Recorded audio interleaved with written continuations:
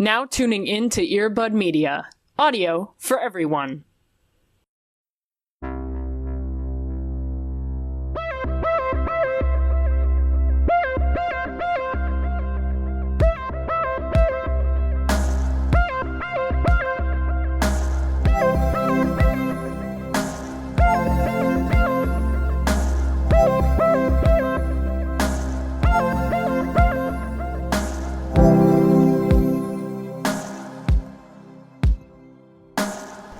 I'm recording? Question mark? To record or not to record? That is the question. By Audacity. Yep. Our new EP. Oh my god. By Audacity. Do you know what really gets my gears going? Please, God. Spending an hour trying to figure out if we're recording. It really gets, like, my comedic energy started. Yeah, it's really great. Shouts out to Amazon Refurbished for their shitty ass cords and always that are fucking up all the time. Really doing me a solid over there. With any other co-host, it would just put me in a really frustrated mood. Right. But with you, thankfully, it's all goofs and zags and laughs. So, thankfully, it's If anyone fine. was curious what it was like to be in a relationship with me, there it is. And we're able to just jump in 40 minutes afterwards and just start off with laughs and not tearing each other's throats apart from 3,000 miles away. Yeah, pretty much. It gets further and further the more we podcast, doesn't it? I know. By the third series that we start, we will be across the world from each other. I will say, the reason there's no anger here is that very similar to, like, rom-coms in which, or in situations in which there's, like, a shitty dude who's dating two people, and then they end up hating each other instead of the dude. In reality, they all hate the dude. Audacity is the dude in this situation, and they're playing both of us, and we have, like, combined energy towards this person. Instead of being, you know, playing into internalized misogyny and hating each other, we hate the actual problem here. Audacity, am I right? Wow. Sorry. Wow. Yeah, no, I mean, thank you for apologizing so quickly, though. I didn't know where else to go with that, so. There aren't any other, like, I don't know, goofs, zags, odd, bro-city, odd. Oh, boy. Yeah. No, this is all bad. Yeah. Zag City. Yeah. Yeah. Welcome to Into the Twilight, everyone. Hello. Welcome. It's just 45 minutes of this. Yeah. No, I think... Allie screaming puns into a wall and just like... No, I mean, if we're being accurate, though, it was actually just Cody kind of making guttural groans into their computer and me kind of sympathetically making gestures, but actually watching YouTube comics on my phone. That's how we got through it, so. I wish you were kidding. Like, I wish this was a joke and not literally exactly what just happened. Yeah. But that's actually how it happened, so. Oh, boy. So how are you doing now? I'm fine. I just... Yeah. There's some real bad chapters that we have to talk about today. Yeah, so let's actually start off with, it's been a really, really messed up week. So, oh god, what good things have happened to you this week? In terms of fucking moving on up in the pod world, yes. We are now available on Google Play. Yay! So by the time you're listening to this, you can be able to search it through the Google Play Store. So if you have an Android and you don't want to listen on SoundCloud or whatever, and you can't do iTunes or Apple Podcasts or YouTube, whatever, we got you. We are on Google Play. Check us out, Into the Twilight, same as everything else. Yes. Every Monday. It'll be great. Yeah, you've kind of been rocking it the past couple days as far as getting shit done. Yeah, I'm trying to, you know, build our brand. So another change is that if you want to go to our Tumblr but not have to type in a long fucking URL, like who wants to do that? You can just go intothetwilight.show, and there we are. It's the closest thing we have to a website, and it's also basically Allie's biggest lifelong goal of a project that she's been doing, and she's very proud of it. Yeah. And it's fun. It's fun. It's my safe space, so I'm very proud of it. Yep. Yeah, so it's actual magic. You did post a screenshot of our textual exchange from this morning. So that was very cool of you. It was very good. It was very good. It was also very on brand from our GIF exchange from that too. So that was good. Yeah. I'm very happy with that. There were some fantastic things from that too. And also from Good Things too. We should mention that tomorrow, when this comes out on Tuesday, it will be the first of the month, which means that thank you to all of our patrons as well, because you will be helping support us. And Cody, what are we going to be doing on August 1st when we get all that good cash floating? We're going to be able to fucking pay for SoundCloud for an entire year, and we can just podcast for free for a whole year. We won't be, like, poor anymore, basically. Yes. Yeah, that's going to help us so much. So thank you. We're, like, genuinely, like, every time we get an email of, like, a cool Patreon BB, we just, like, cry a little bit and, like, to each other. Yep. But yeah, everyone gets charged on the 1st, and that's tomorrow. So if you were like, hey, I want to throw in $1 before, before the month starts again, this is the time to do it, and thank you very much for your donations. Also, get access to cool, fun stuff, like bloopers and bonus clips that didn't make it to the episode, and, like, all sorts of other stuff. It's great. Yep. Yeah, aka, when you say me, I mean, actually, Cody posted the cool clip from last week's ep. Yeah, if you want to hear us talking about Lord for 2.5 minutes, there it is. It's so worth it. It's very good. I liked it a lot. Yeah, I hope that continues, because there have been some good ones that I think have accidentally made it into the real app, which probably shouldn't. Yeah, I'm trying to be a little bit better about that. Yep, so very appreciative to everybody, so thank you so much. Kisses to all of you. Yes. Consensual kisses to all of you. Of course. Especially since we'll be talking about consent a lot in this episode, huh? Yeah, so speaking of consent and speaking of consensual kisses, this is your forewarning for probably the next 30 minutes or so. Yep. We're going to be talking about chapters 15 and 16 today. Specifically, chapter 15 of Wager is going to be mentioning a lot of assault and a lot of lack of consent. Yep. So, if that's not chill for you, which totally understand, I would probably skip like the next 30 minutes or so. Yeah, I'll probably put a timestamp in the description when I edit it, just to see like when we start talking about the next chapter or whatever. Yeah. Because it's literally impossible to talk about this chapter without bringing up all the bad shit that happens. But also, like, just be forewarned that it's not great and you can skip it. You don't have to listen. Just whatever. Prioritize yourself and your emotions and your feelings and your experiences. Yeah, I don't know what your triggers are, but chapter 16, just forewarning, is like a filler chapter. Yeah, so we'll get right back to like graduation, and it'll be like goofs. Yeah, so if that's fine with you, we'll see you in like 30 minutes. Right. Okay, so chapter 15. Yep. Cody.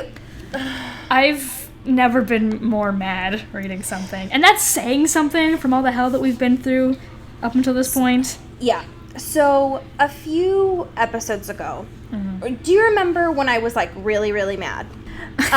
When what specific time? So, when Bella, like, went on the motorcycle with Jacob. Oh, okay, yeah. And she was talking with Jacob for the first time about, like, imprinting. Mm-hmm. And I remember telling you, like, I'm really, really mad because in the movie they do something like really, really gross during this part. So in the movie, they combined that scene with this chapter. Oh no. Because obviously in the movie they can't take this 600-page book. Right. And you gotta cut some corners, right?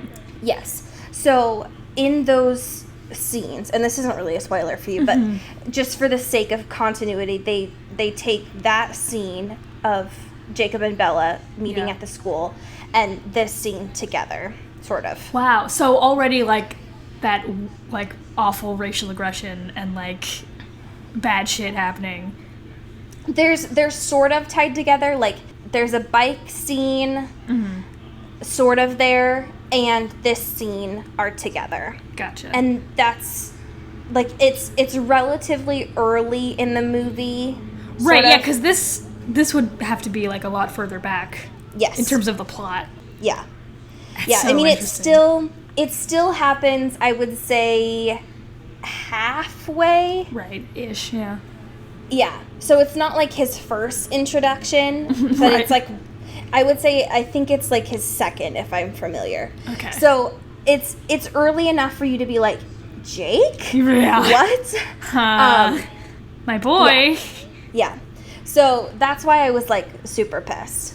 Yeah. But, I mean, regardless, like, you're going to be pissed about it anyways. Yep. So I'm very curious for how you feel about this chapter, because even reading this for me, and this was not my first read-through, it stressed me out and pissed me off. Yeah. I mean, we shit on Jacob, like, a lot, right? Yes. Like, mostly in jest, but also, like, there's some real underlying factors to his behavior that's not great. But it's never been, like, really bad, and to a point where I felt, like, uncomfortable reading it, or, like, to a point, like, this is actually dangerous for these characters, and especially Bella.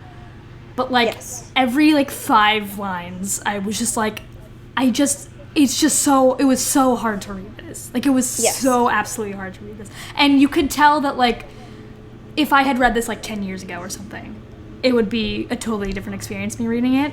Yes. And that's shitty, because that's how most people probably read it. Absolutely. And you can tell that, like, Steph doesn't realize what she's saying and how, like, manipulative his behavior is and how, like, gross it is, because it's a cute, like, love plotline, and it's a cute, like, love triangle. We're trying to make some controversy here and trying to make, like, you know, something happen. But, like, it's not good, and it's very, very hard to read. Absolutely. So, for context, because I think for the most part, the people who listen to this podcast aren't reading along. Right. Godspeed. I would say, yeah, thankfully. I would say, I think for the most part, the folks that are listening along have either read this or they're listening along for our commentary, which, like, God bless. Yes. The purpose, I think, of this chapter, from what I've gathered and from what I remember, is the fact that Stephanie wrote this for the fact that Bella says the line of, Edward is my whole life. And Jacob's line of, but he's not your whole life. So that's the point of this. Right. But then Stephanie takes it and she wraps that around this whole chapter of manipulation and all of this gross stuff. And this is the chapter, too, that Jacob is so gross, and it frustrates me, too, because as we've mentioned before, he is almost this, like, she's trying to make him this foil of Edward, right? And it's so frustrating for me because, as we've mentioned before, too, he had so much potential to just be this emotional safety for Bella, and this potential for her to explore what it means to have a masculine figure in her life that she could just understand what friendship was like. Right. And yet here, it just, like, destroys all possibility of that for it's them, like, too. He's so all or nothing about it. Like, he even starts off this, because, like, I mean, literally the page before, he was like, I'm in love with you. Yes. Take that as you will. Yeah. And, like, in a really gross way to do that while she's already, like, really committed to someone, and also, like, has so much trauma bundled up with all of that in her experiences up to this point. One of the first lines of this chapter, and he's like, you have to answer to me, do you want me to go away forever and never see you again? As if that's not something that literally happened to her in the past, and she's still, like, really recovering from.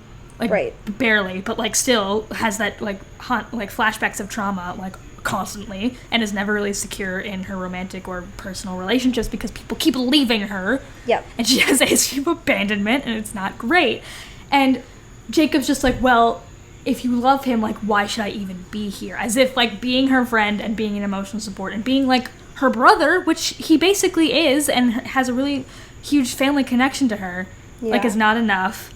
And it's not fulfilling for him, and there's no point in having any other relationship that doesn't involve them kissing or, like, being romantically involved with each other. And it's gross. Right.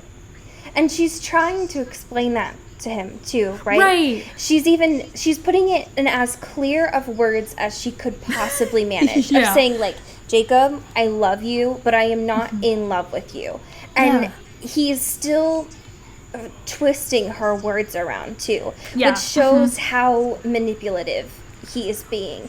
And the frustrating thing is it's clear, because it's in her narration too, that she's having to choose her words so absolutely intentionally, but it doesn't even matter because he is making this all about him. It's absolutely not about what she is feeling in that moment. It's just about him trying to get to his goals in this situation, which is so gross and so selfish. Oh God, Stephanie, you literally know what your reading audience is, and you are making them think that this is normal and that this is something that they should aspire to. And I read this and thought that was okay. So we get to this ultimatum too, right? Of him saying, like, so she even asks him, quote, do you think you could behave yourself a little better at least? Which is a fair question during all of this, right? And he says, quote, you decide, Bella. You can have me the way I am, bad behavior included or not at all. And Jacob, you don't get to give ultimatums to someone. Yeah. Ultimatums are not how friendships work. Right. So she tells him straight out, that's mean. Which, Bella, thank you. Thank you. Love yourself, respect yourself. Yeah, exactly. I love that vine so much. And then because he knows exactly how to play her, he says, so are you.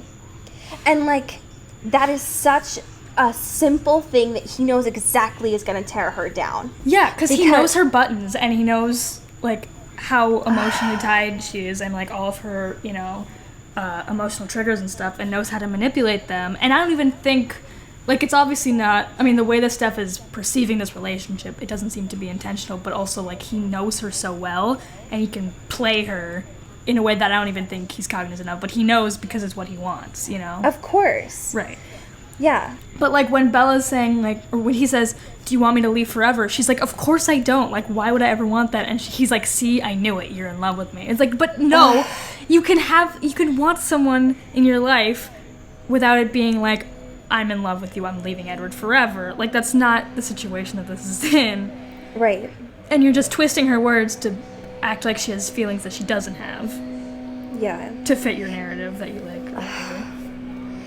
It kills me that he is doing this and he's playing on her strings enough to know that he can make her feel upset, and that she's getting to the point where she's like, oh yeah, like, this is wrong. It is wrong to make him feel hurtful. Like, it is wrong to keep him here. I am being the bad friend. And it's like, no, Bella. No.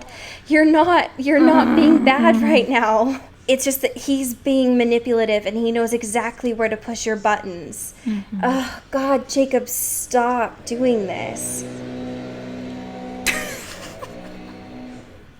My landscaping people also agree with this right now. They are equally pissed.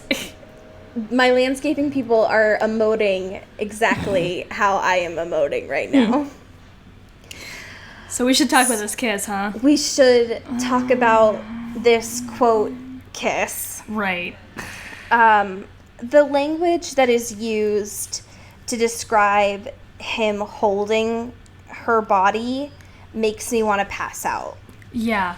Because I can't even create words right now because it's making me angry. Right. Like, the words here of, like, her having to, quote, yank her chin free. And there's a lot of violent descriptive stuff, like, and ways in which he's touching her and stuff. Oh, it's just like, it makes my skin crawl. Oh, God. Okay. So it's my least favorite trope of someone kissing another person to make them stop talking. Yeah. Oh, it's awful. It's so bad. It is not romantic. Nope. It is not cute. It's used way too much. Yep. Okay. And, like, to compare it to, like, how she kisses with Edward, right? Like, we neg on that a lot because it's so ridiculous. Because it's like, oh, cool, I'm kissing this rock, basically. Like, this statue. But at least it doesn't feel like there's violence or there's, like, aggression. Or it does. I only feel uncomfortable because of how ridiculous Steph writes it, you know? There's a lot of language when she's discussing Edward and Bella kiss because she's describing him as, like, rock hard. Right. Right. This is literally is violent. Right. It's and it's non-consensual. And there is a clear difference in the adjectives that she uses between those two. Mm-hmm.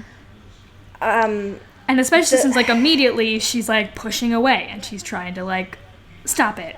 And the thing that hurts me the most is when Bella decides to just stop fighting. Yep. And she just, like, disassociates and just lets go. Yeah. Because let's real corner for a second. That was really hard for me. Yep. As anyone who has experienced something like this before, that's exactly what happens because like it's just not like there's nothing. You feel like you can't do anything. Yep. And you just go. Yeah. Because that is a like her hand went limp instinct. and I just like started sobbing. It was just like Yeah. And like Jacob always like immediately after Jacob keeps saying like, "Will you kiss back?" and all this stuff, which are also like very key things that happen when shit like this happens because like that's like sometimes your body just reacts to things and sometimes you just stop fighting. Well, especially so the things that also killed me too is so he smiles afterwards, right? Yeah. Oh Yeah. God. Yeah. And also so there's everybody when you're trying to survive something like this, you do whatever you can to make it stop as soon as you can, right? Yeah. So that means one, acting passive or kissing back, whatever you can to make it not be violent. Mm-hmm. Either way, it's not your fault. Like it's not. Yep. Yeah. So for him to make it seem like, oh, like you, like, oh God, okay. Yeah. Yeah, as someone who worked in this sphere, reading this language and knowing how many folks read this and how it informed, like, knowing how many future survivors read this and how it informed how they have now lived makes me want to pass out. Because I just, okay, all right. Okay, so can we move forward? Yes, God, okay, absolutely. So also Bella breaks her fucking hand. Yeah. So she asks, "Are you done now?" Because like same. Are we quite finished? So the only popular highlight of this is when she punches Jacob and breaks her hand. So that's great. So there's a lot of ableist language in this part of when Bella breaks her hand and Jacob drives them back. Oh, one thing before that though, the part where Jacob is happy that she hates him. Yep. No. Yeah. Super gross. It's also worth noting that when he says that he would never leave her and she says that he definitely has already done that. Right. Worth noting about that too. Yeah. And he's like, well, I didn't though. And it's like, no. Shut up. You don't get to define what Belle's experience of abandonment is. You don't get to, that's not your decision. Exactly. So they get to Bella's house because Jacob has decided to drive her there. And things get not even grosser, but like still really gross really quick. Oh God. Okay. So Charlie is home and here's the thing. I am still on the Charlie Squad defense squad. Yeah.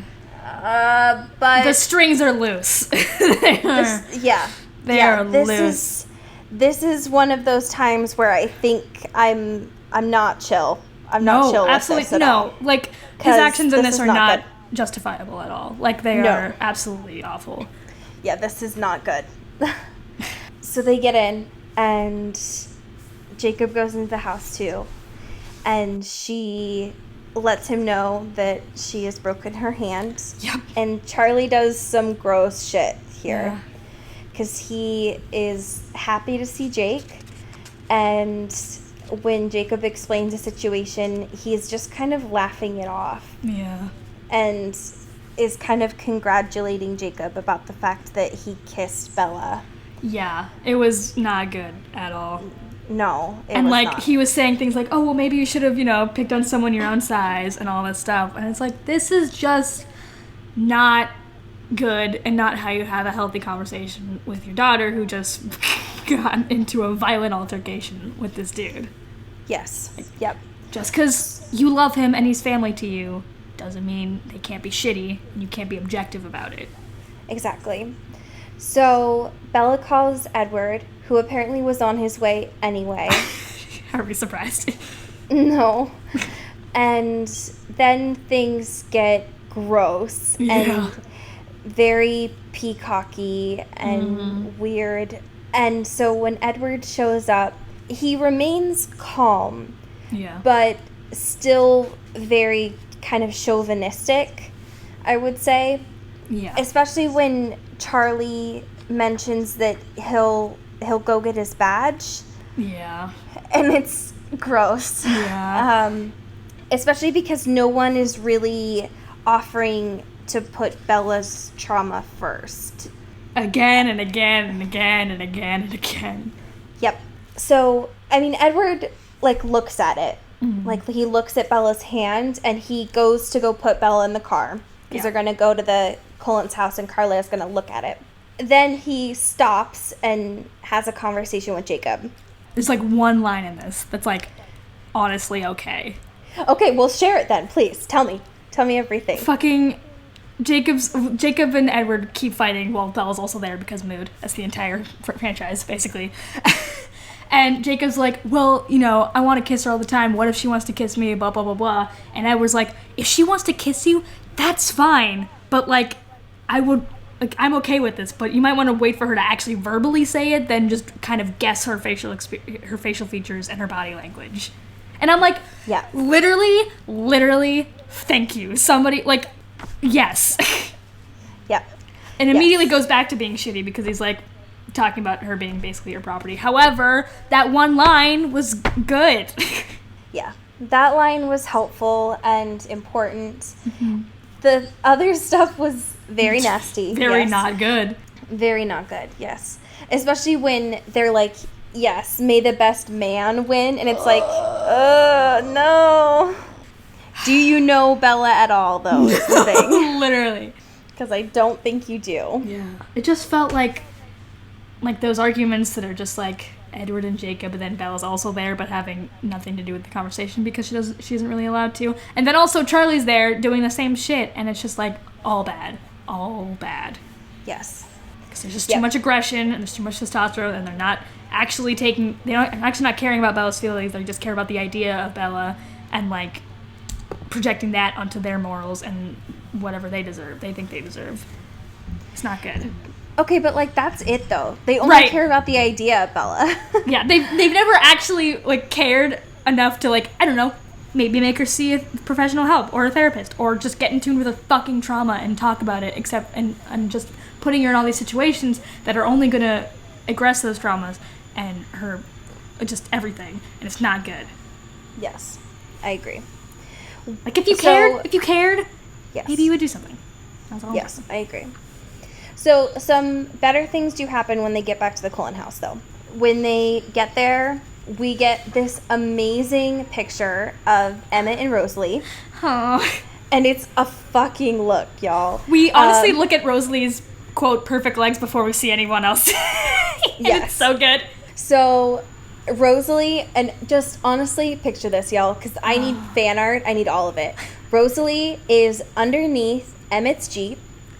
Working on Emmett's Jeep, mind you, and Emmett is the car jack of his own Jeep. Like, what a look, y'all. Couple goals. Truly.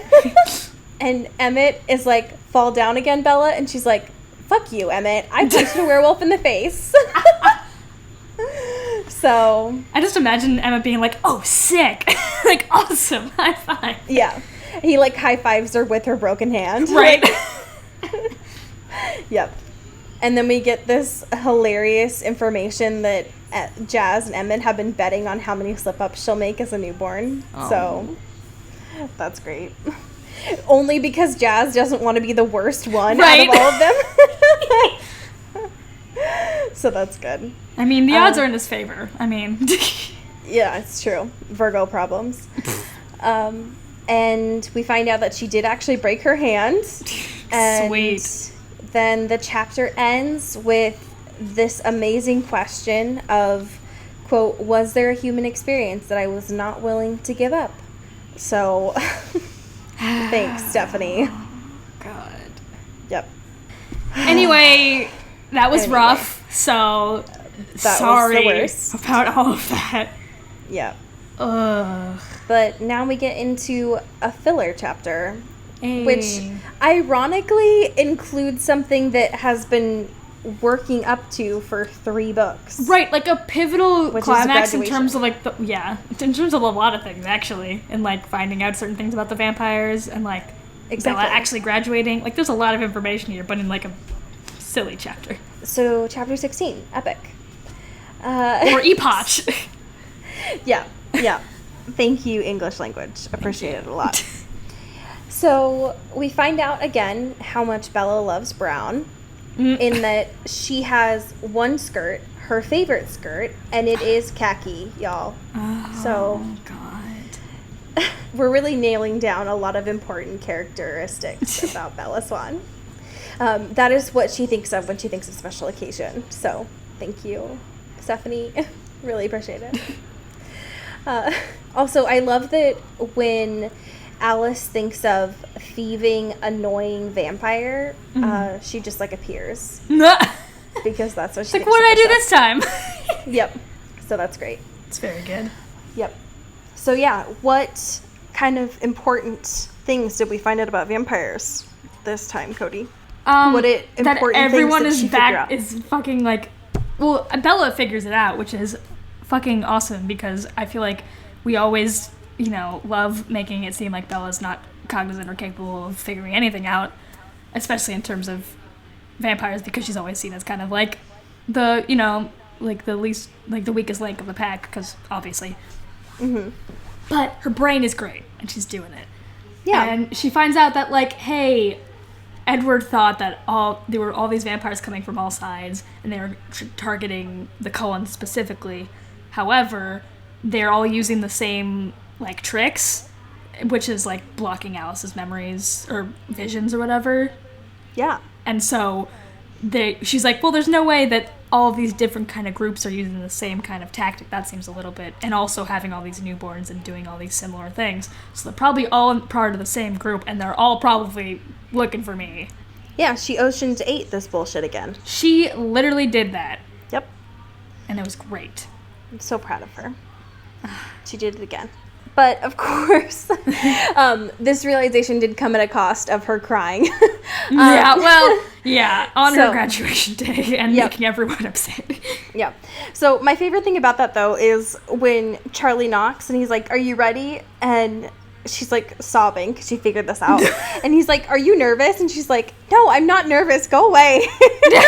Get out of here. So Shut up. So I thought that was cute.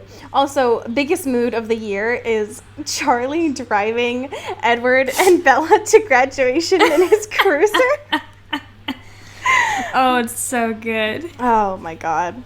He would have turned the lights on too. Like, for his girl. I'll fucking do it. Oh my god. And just to get the satisfaction of putting Edward in the back of the cop car. Like...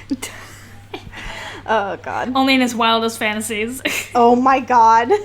There's fanfic about, like, Edward being in the back of the cop car and him having to tell Carlisle about it. Like, that exists. Oh, I God. wish. Also, we should probably mention how much I got dragged for not knowing what OOC is. Oh, God. I feel like the people don't realize that you have never read fan fiction before this podcast. Like, I wasn't joking. That is your Into the Twilight of my, experience of never reading this. You have never even been to fanfiction.net before this podcast, which is a whole nother trip. And now every time I type F into the top of my Google, my Google Chrome browser, it's like, do you want to go to fanfiction? It's like, no, it's 9 o'clock in the morning. Get the fuck out of here. Every time I open up my laptop when I'm in my graduate classes, I'm so embarrassed that it might actually take me to fanfiction.net. I'm so embarrassed all the time. Oh my god. I'm not kidding, too. I know, and that's why it's so good. One of these days, they're gonna find out, and they're gonna be like, why are you reading Twilight fanfiction? You're 23. What? I do it professionally. I get paid to do this. It's called a career, jackasses. Ever heard of it? Oh my god. Okay. So they get to the graduation ceremony, and so Jessica is very excited. And the only reason why I could figure it out is she got laid before this. There's no other, and it's with Lauren, mind you. There's no other possibility. Because that comes up in a minute. But she's got that glow, dude. She has to, right? There's no way. She's talkative and she's very friendly all the time, but this is different. Yeah, I mean, this is exactly the same as when fucking Bella came out with Edward and his fucking Ray-Bans and was chilling because she got that good sparkly D in our dreams. But this was that same sort of energy. It has to be, right? There's no other way. Yeah. Because she finally was sick, sleeping with women, totally awesome, and her whole mind just exploded. And now she's having a great time, and she's living her life with Lauren, and it's awesome. Yeah, I mean, she got a whole page dedicated to her, so I mean... Literally! Come on. Yeah, it had to be. And then... Yeah, because Lauren was mentioned later on, too. Mm-hmm. Yeah. So, yeah, because Jessica immediately just forgets that Bella exists and, runs over to Lauren and starts getting all excited. And I'm like, hello, lesbians. Yeah, that's what I'm saying. That's what I'm saying. Yeah, I'm surprised with... I mean, it makes sense given the revelation that just happened, but there really wasn't that much that was given attention to with this graduation. No, it really ended, and I was like, oh, we don't even get, people, I don't know, grabbing their diplomas or, what's going on here. We're just cool, it's over, let's go. Yeah, I understand why Charlie did it, but I would have personally been pissed that Billy and Jacob were there, though. Yeah. That annoyed me. That wasn't good, huh? Yeah. And then, left immediately after, too. I mean... Ugh. Yep. Just want to make an appearance and then, not actually address any of the bad shit that's been going on between us. Okay, bye. Yep. Happy graduation. Yep. After everybody walks, Alice dips out really quick because she's been kind of acting weird this whole ceremony. And then Bella and Edward meet up, and Bella confesses what's been going on with the plan. And he is shook. Certifiably shook. We actually get mentioned, too, that he has, a horrified expression on his face, too. Oh, boy. So that's no good. Charlie is, weepy. He's so proud of Bella, which is... I'm crying. And later on, throughout the evening, they go to his favorite restaurant, which Bella hates, and there's, a whole paragraph dedicated to it. Oh. Yeah. But it's, the only place that everybody in Forks goes to. Literally. There's two restaurants. Yep. One is for parties, one is for everything else. Yep, exactly. Edward ends up meeting up after dinner to discuss everything that's been going on. And Charlie is upset that he didn't get Bella a present for graduation, which I thought was weird. Yeah. But it does kind of fit his character, I guess. I guess he kind of was I feel like throughout this he's constantly comparing himself to the Cullens because Bella's always with them instead of with him. Yeah. So I feel like, especially being like a single dad and this is your only kid and like you're trying to like, and it's like, especially from the beginning, like she didn't really want to be there, she just kind of was, and so he's trying to make it like retain this relationship with her and be a good dad and all this stuff. And like the fact that like Alice is getting her a gift and stuff and he doesn't, he's like, oh shit, I'm kind of like slacking. Yeah. You know? I did think that their conversation at the end was interesting of when Bella tells him that he's the world's best dad. I bet that he wrote that in his journal at the end of the night. Because I'm crying. I thought that was really cute. Although she says it, yeah, it's very cute, but like it also is very much like she's definitely thinking about other things, and she's just kind of being like, yeah, no, you're great, you're super, put on a mug, I'll give you that, yes, you're doing great, sweetie, I have things to do, father. Please leave me alone, you're doing great. Right. And his note at the end, though, I thought was interesting, the, like, when she mentions, like, I thought you were on Jacob's side, and him giving her tips about punching people. It was, I don't know, it was kind of, I don't know, it felt very Charlie, I guess. Yeah. It's the best way to put it. Yeah. I didn't really know how to feel about it, I guess. And just, like, him ending the speech with, like, so good luck figuring that out, I guess. So they drive to the Cullens' house, and the chapter ends with her getting out to go to the party. Yeah. Ugh. So we'll see. Yeah. So next week is chapter 17, Alliance, and chapter 18, Instruction. Ugh. Yeah, boy. So slightly vague. Hopefully not as bad as what we just experienced. But you know what? Who can be sure? I mean, with Stephanie, you never know, right? Ugh. Oh, God. I don't know. She exhausts me. Yes, correct.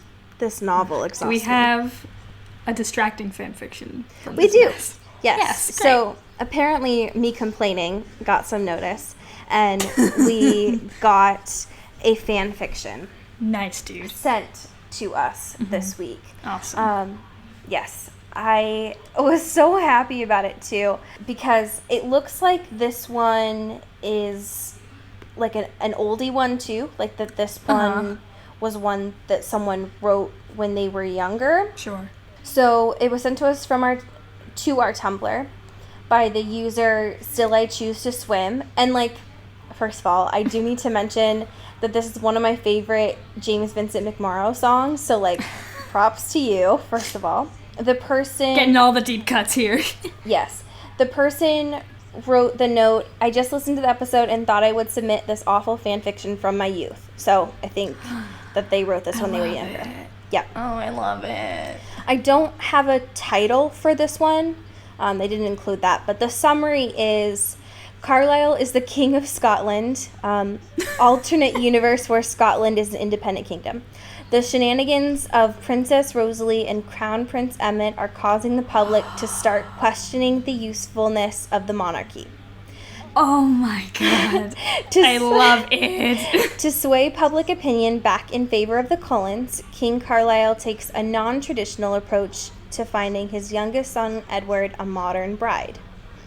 And then they wrote, here is the least awful chapter.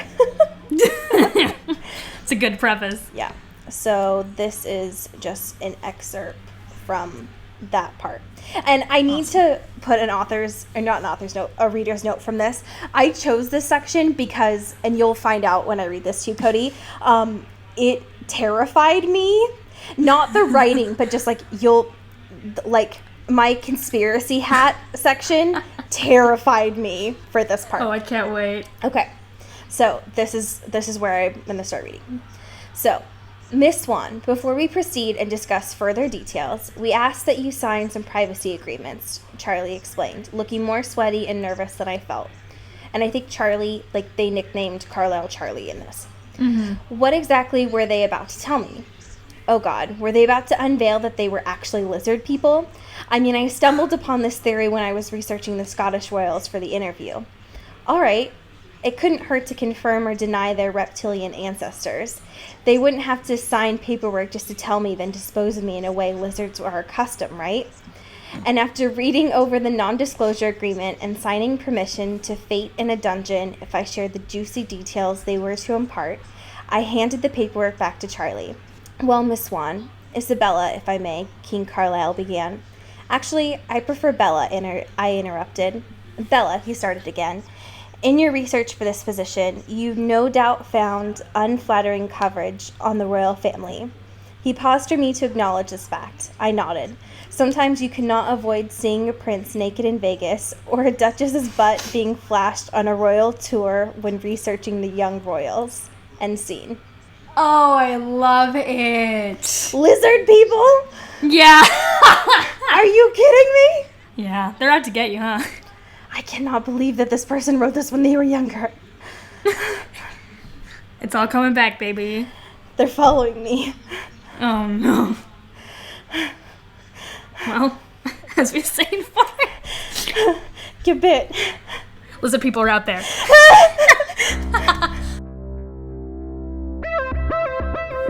Oh hey, guess who stole Coda's mic and took over the end credits? This is an Earbud Media production. You can pitch a show to our fabulous network at bit.ly/earbudpitch. Some of our current shows that I'm happy to call a sibling are Femme as Fuck and Strange Little People. Our network's Twitter is at Earbud Media, and you can follow us everywhere on the internet at Into the Twilight. If you're hoping to pitch us some money, you can do so at patreon.com/intothetwilight, and you can do so for as little as $1. You can get pins and books and help us with live streams, all those goodies. It would also mean a lot to us if you can rate and review our podcast on Apple Podcasts. And if you have a couple of seconds, you could also help us a lot with doing our survey, which you can find at bit.ly/intothesurvey. Our amazing artwork is done by Maddie Padilla, who you can find at YourGhostHost44 on Instagram. Our amazing music was done by Eli Krause, who you can find at krausefilms.com.